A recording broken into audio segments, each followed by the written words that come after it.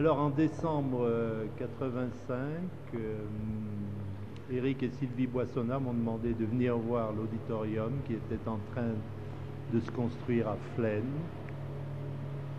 Ce que j'ai fait, je suis venu donc, et à partir du gros œuvre du bâtiment, nous avons discuté ensemble de l'implantation éventuelle d'une fontaine.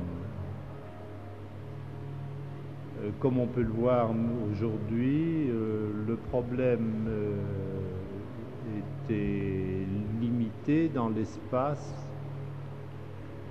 qui existait, c'est-à-dire qu'il fallait se loger dans un espace bien déterminé avec la présence de colonnes et aussi tenir compte des contingences de la sécurité.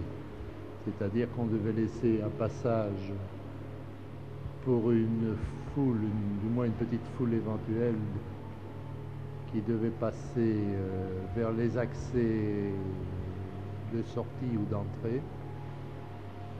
Et c'est ainsi qu'on a décidé d'appuyer toute la fontaine sur une des colonnes, au milieu, presque au milieu de la salle. Donc, le principe de cette fontaine équivaut à celui que j'ai utilisé pour les fontaines du Palais Royal à Paris, qui elles sont symétriques et au nombre de 2.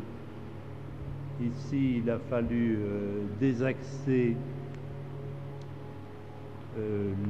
C'est un octogone, tandis qu'au Palais Royal, ce sont des dodécagones qui ont 12 côtés. Ici, chacun des 8 côtés est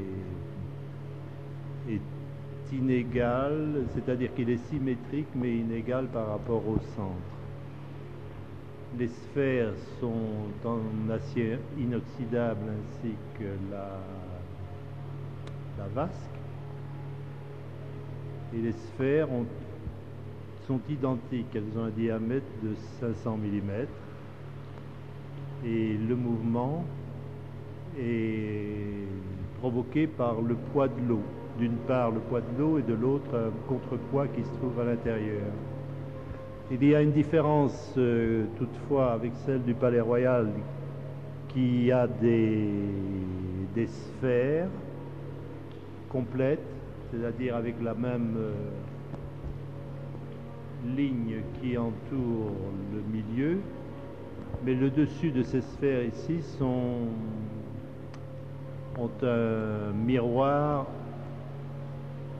concave, ce qui permet une réflexion inversée du décor environnant.